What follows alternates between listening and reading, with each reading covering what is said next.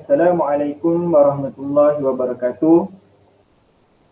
InsyaAllah pada hari ini saya sebagai pembentang Daniel Amri bin Muhammad Nordin dari kelas G3.13 akan membentangkan tugasan 2 bagi subjek PIMK 3073 Pedagogi Al-Quran, iaitu tentang pengajaran mikro kemahiran seinduksi.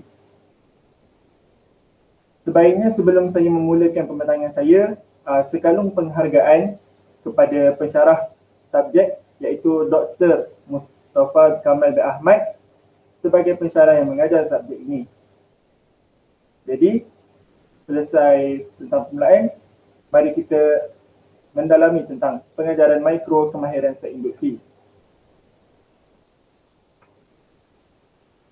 Jadi, sebelum kita memulakan pembentangan, kita pergi kepada isi kandungan.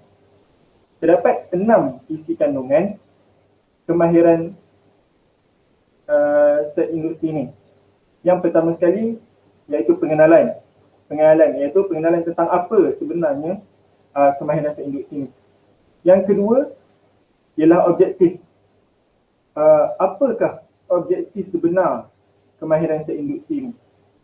Yang ketiga ialah prinsip.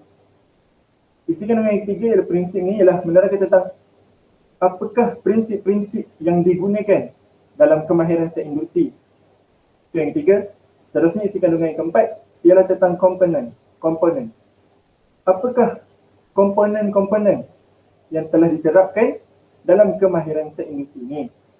Seterusnya yang kelima iaitu tentang kesan kemahiran. Lebih kurang ataupun kesan baik kemahiran seinduksi ini. Dan seterusnya ialah yang keenam, isi kandungan yang keenam ialah contoh RPH. Contoh RPH kemahiran seinduksi.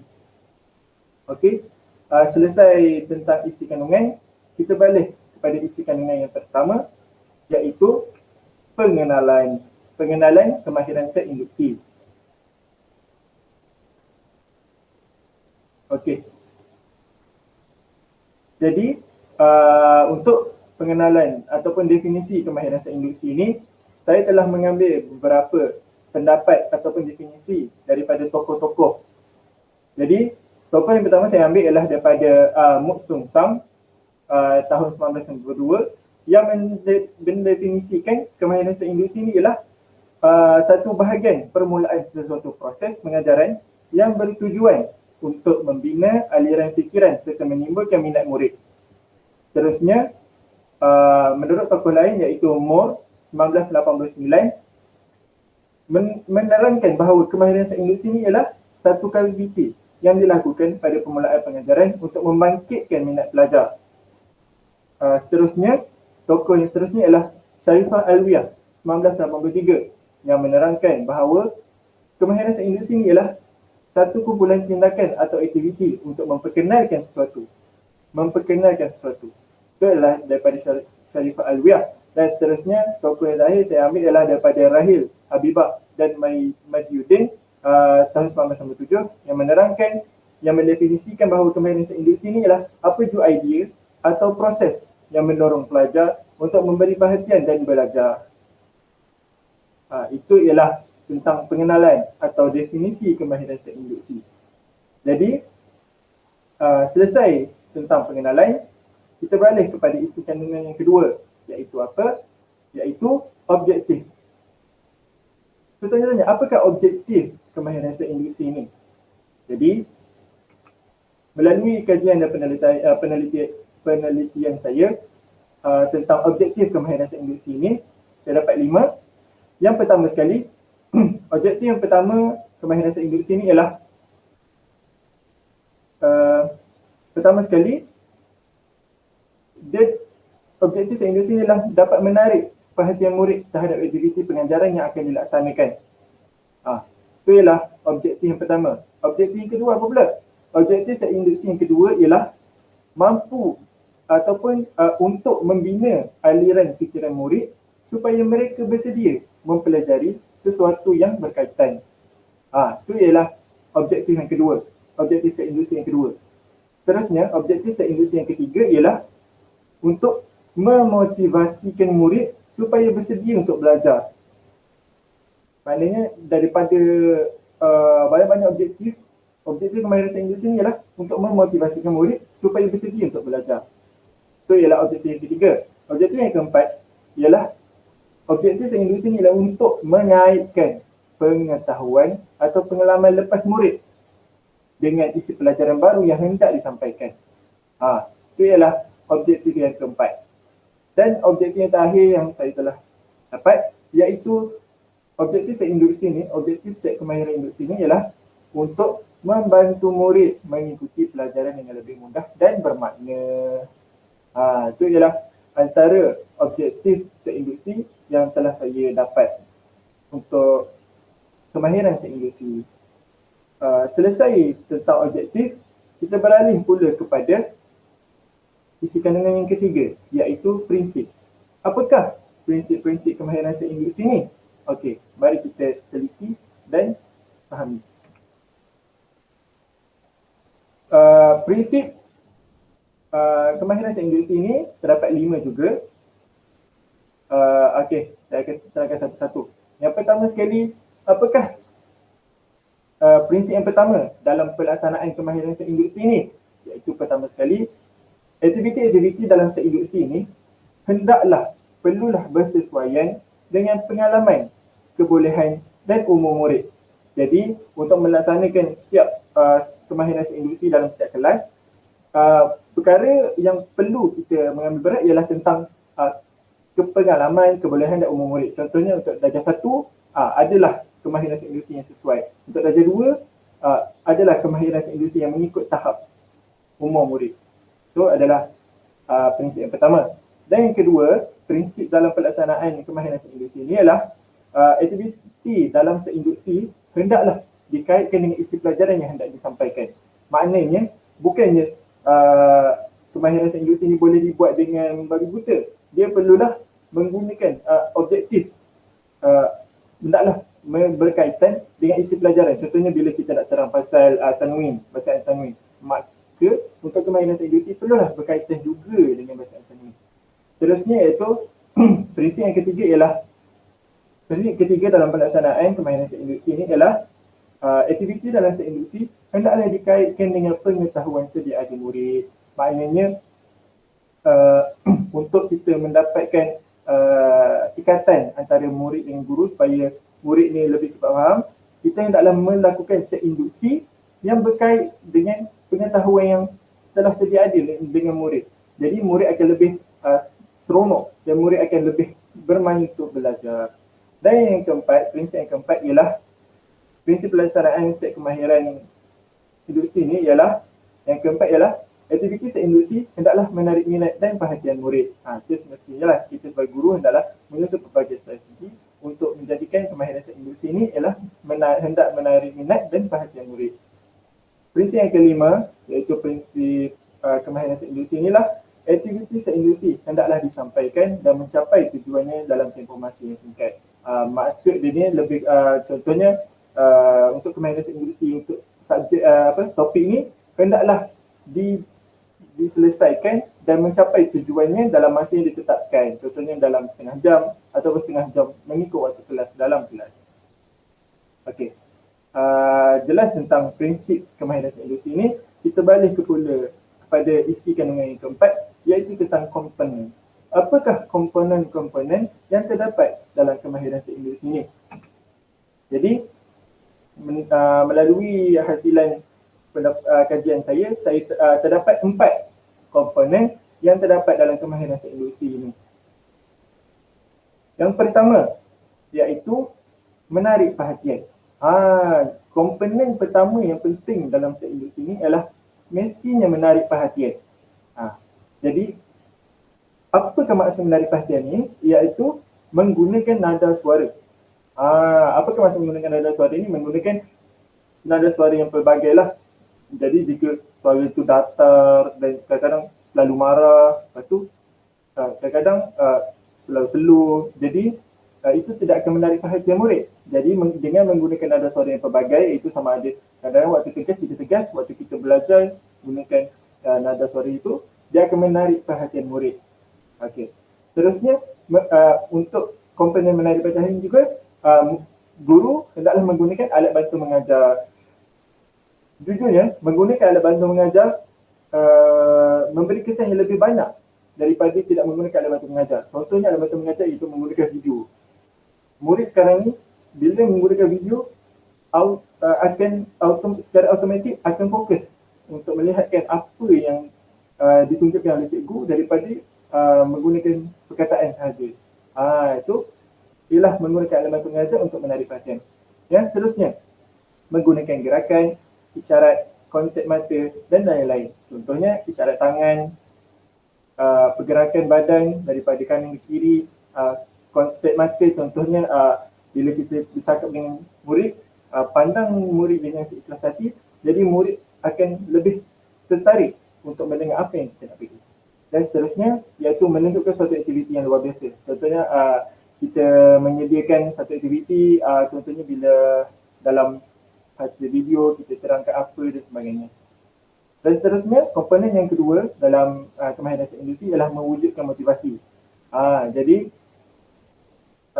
bila mewujudkan motivasi ni ialah guru hendaklah membangkitkan rasa ingin tahu pelajar dengan menggunakan teknik bercerita. Seterusnya, menceritakan suatu aktiviti yang berguna. Dan akhir sekali, guru menggunakan soalan mencabar. Dan yang ketiga, komponen dalam kemahiran bahasa Inggeris ini ialah membuat berkaitan. Maksudnya, guru hendaklah menyatakan had tugas yang akan dijalankan. Dan seterusnya, guru menggunakan soalan yang berkaitan. Maknanya contoh bila dah tayangkan video waktu kemahiran bahasa Inggeris, guru mengemukakan soalannya berkaitan dengan pelajaran, video pelajaran itu. Seterusnya, guru hendaklah menyatakan cara-cara melaksanakan tugas untuk membuat berkaitan. Dan yang keempat, guru hendaklah menyatakan aktiviti, tugas atau projek supaya membuat keberkaitan tentang isi pelajaran yang hendak disampaikan. Dan komponen terakhir, iaitu komponen keempat tentang kemahiran bahasa Inggeris, ialah tentang membuat perkaitan, menstruktur. Menstruktur ni maknanya guru hendaklah mengaitkan dengan pelajaran baru. Seterusnya, guru hendaklah mengaitkan dengan minat dan pengalaman murid. Yang terakhir ialah guru hendak mengaitkan pengetahuan lepas murid. Itu adalah kemahiran-kemahiran guru dalam menstruktur kemahiran bahasa Inggeris. Okey, selesai tentang komponen dalam kemahiran bahasa Inggeris. Kita balik kepada isi kandungan yang kelima, iaitu kesan kemahiran bahasa Inggeris ini, iaitu kesan positif ataupun kesan baik tentang kemahiran bahasa Inggeris ini. Jadi, kesan kemahiran bahasa Inggeris yang dapat dilihat ialah terdapat 6. Okey. Yang pertama ialah tentang kesan kemahiran bahasa Inggeris yang pertama ialah dapat meningkatkan motivasi murid. Apakah maksud meningkatkan motivasi murid? Apabila kita melaksanakan kemahiran bahasa Inggeris ini dalam PDP semasa belajar, semasa murid belajar dalam kelas, dia akan meningkatkan motivasi murid kerana apa? Kerana mereka akan menunjukkan tanda bersedia terhadap pelajaran yang akan disampaikan. Bila kita dah tunjukkan pengenalan dengan lebih jelas dan tepat, murid akan bersedia untuk menghadapi isi kandungan pelajaran yang akan disampaikan. Dan seterusnya, kesan kemahiran bahasa Inggeris ke atas PDP murid itu dapat membolehkan guru menjalankan aktiviti pengajaran dengan lancar. Maksudnya aktiviti pengajaran akan berjalan dengan lancar dan sampai kepada murid. Kesan kemahiran bahasa Inggeris yang ketiga ialah murid menjalankan tugas. Apakah maksud murid menjalankan tugas? Murid akan berusaha dan terus berusaha untuk menjalankan tugas yang diberikan oleh guru.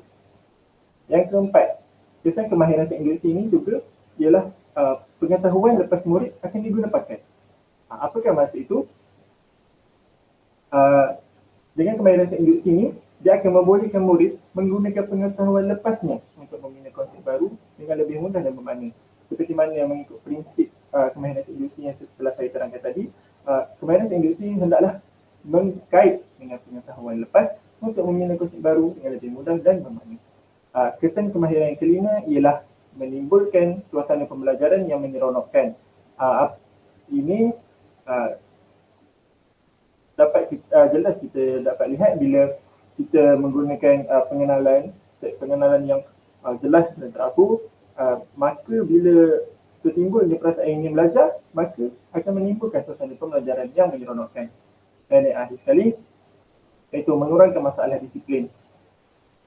Kesan kemahiran bahasa Inggeris kata pengajaran dan pembelajaran murid dapat mengurangkan masalah disiplin kerana apa?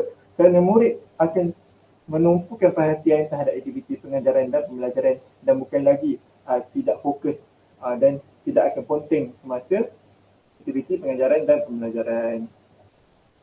Itu ialah tentang kesan kemahiran seindusi.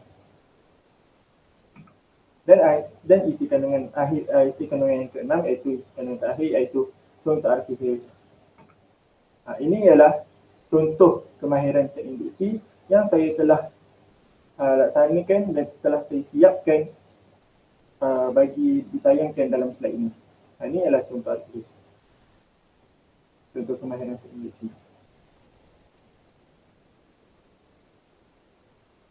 Ada langkah, itu seindusi, ada isi kandungan, ada cadangan aktiviti, ada catatan, ada dalam catatan ada kemahiran utama, ada kaedah, ada bahan bantu mengajar dan penerapan nilai. Okey. Jadi selesai tentang total PH, maka selesailah pematangan saya pada hari ini. Jadi sekian, terima kasih. Wabillahi taufiq wal hidayah. Assalamualaikum warahmatullahi wabarakatuh.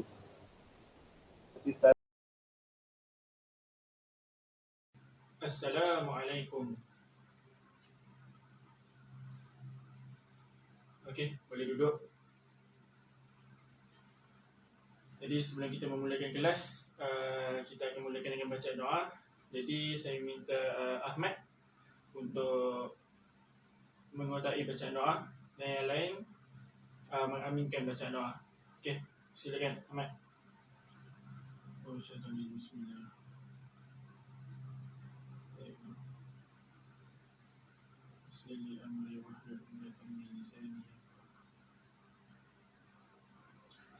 Okey, terima kasih Ahmad. Boleh duduk. Apa khabar hari ini semua? Sihat? Sihat? Alhamdulillah. Jadi balik daripada cuti ni sebenarnya apa yang kamu semua buat? Oh, ada yang pergi melancong. Oh, okey. Ustaz pun minggu lepas waktu cuti Ustaz tak buat apa-apa pun. Ustaz duduk dekat rumah je, buat kerja dekat rumah. Okey. Jadi mari kita selesai kita borak pasal cuti, kita pergi kepada pengajaran kita pada hari ini. Okey. Jadi sebelum Ustaz nak mulakan kelas Ustaz ni, Ustaz nak tunjukkan satu video. Siapa yang nak tengok video, boleh angkat tangan. Siapa nak? Ush. Ramai nak tengok video Okey. Jadi Ustaz akan tayangkan video. Okey, sebelum tu Ustaz nak, bila Ustaz tayangkan video ni, Ustaz nak semua fokus tentang video yang Ustaz nak tunjuk ni sebenarnya. Okey? Video ni sangat berkait dengan topik pelajaran kita pada hari ini. Jadi selepas Ustaz tunjuk video ni, Ustaz akan tanya sedikit beberapa soalan kepada kamu semua untuk kamu jawab. Okey, faham?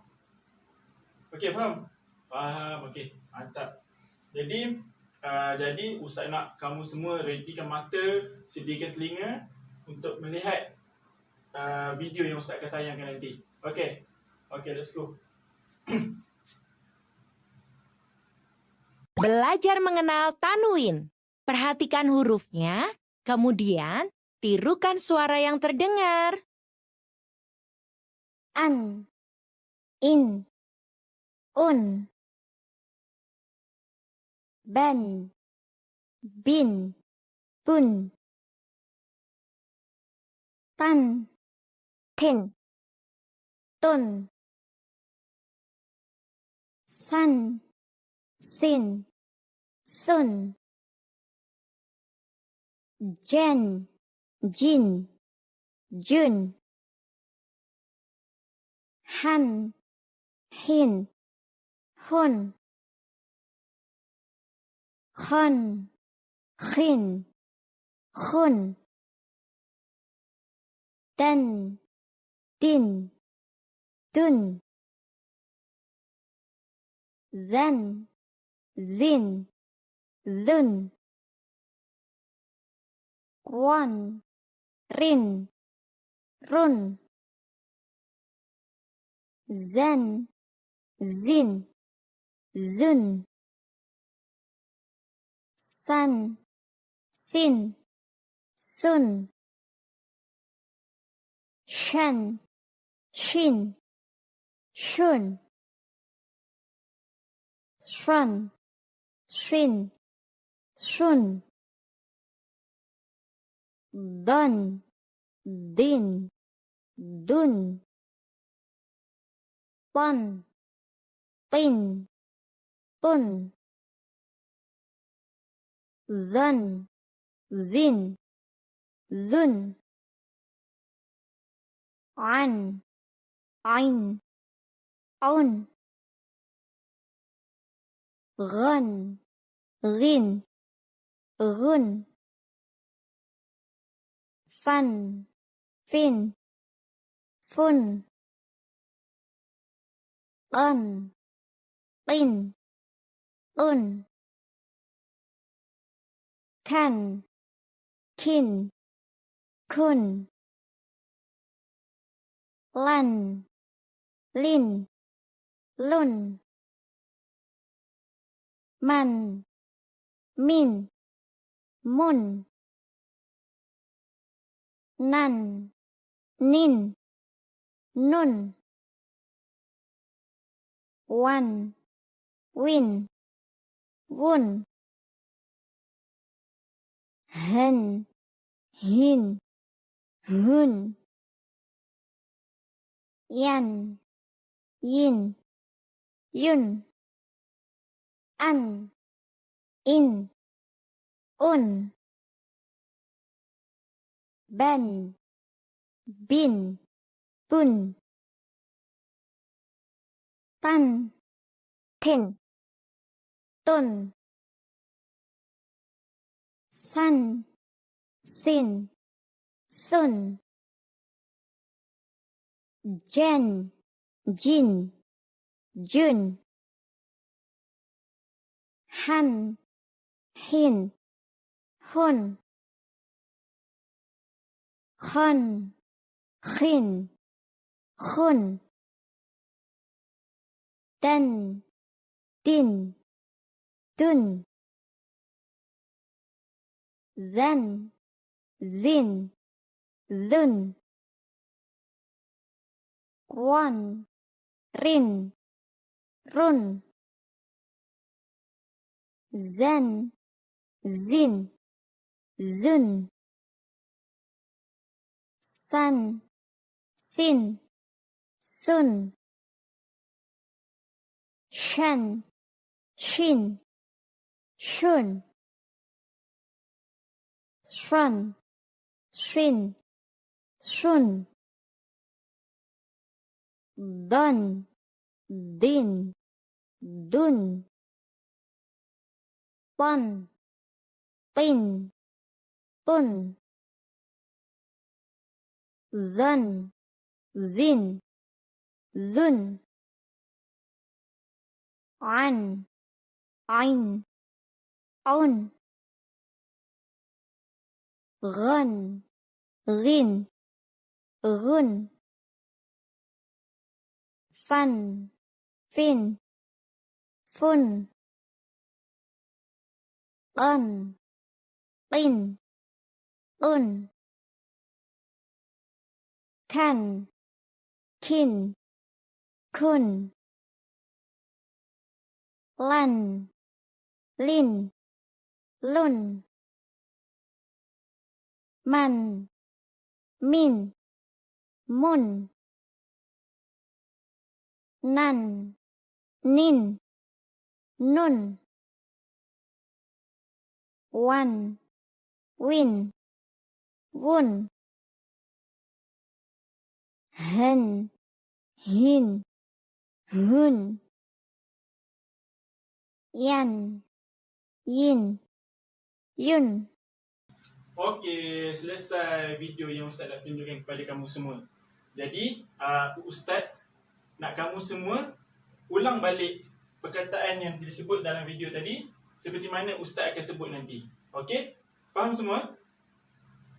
Okey. Jadi Ustaz akan ambil 3 huruf dulu lah. Dan bila Ustaz sebut ni, Ustaz nak kamu semua ulang balik apa yang Ustaz cakap. Okey? Okey, faham? Okey. Jadi Ustaz akan ambil huruf alif.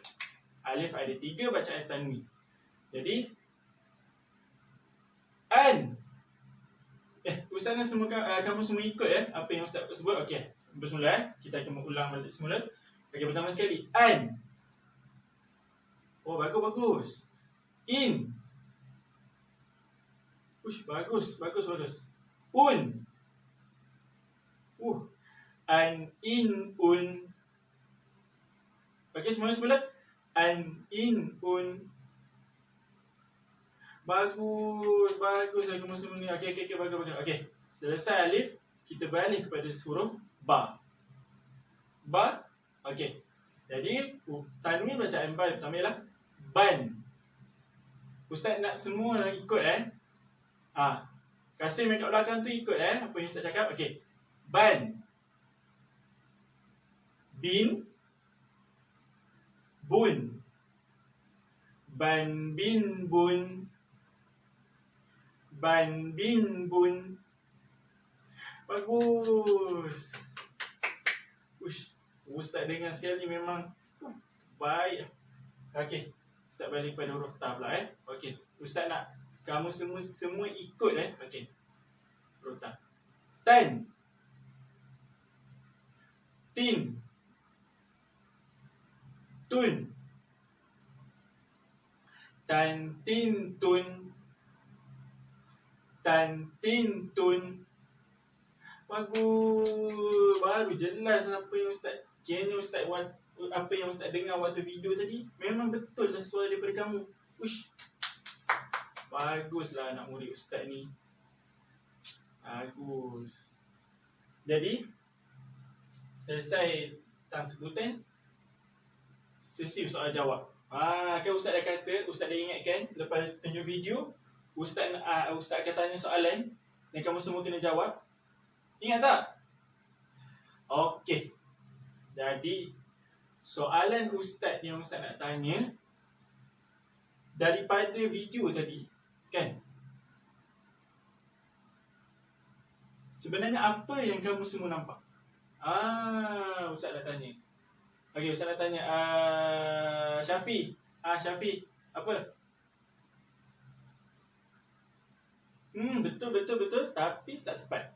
Okey. Bagus, cubaan yang bagus tapi tak tepat sangat. Okey, kita cuba Syafiqah. Syafiqah.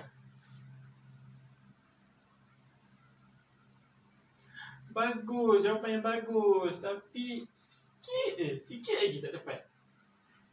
Kita balik kepada Syafiq. Syafiq, cuba teka jawapan. Betul. Okey, semua jawapan betul, tapi apa yang Ustaz nak beri jawapan sebenarnya, apa yang kita dapat lihat daripada video tadi, kan? Video tadi menceritakan tentang cara bacaan tanwin, bentuk bacaan tanwin macam mana, kita nampak 2 baris atas, 2 baris bawah, cara sebutan. Contoh macam Ustaz sebut tadi, an, in, un, ban, bin, bun. Itu ialah sebenar-benarnya apa yang kita boleh belajar daripada video tadi. Okey, semua faham? Faham semua? Okey, bagus. Bukan soalan tu je Ustaz nak tanya. Satu lagi soalan. Okey. Sebenarnya bacaan dalam video tadi betul tak macam mana cara sebutan dia? Betul tak? Salah? Siapa kata salah tadi?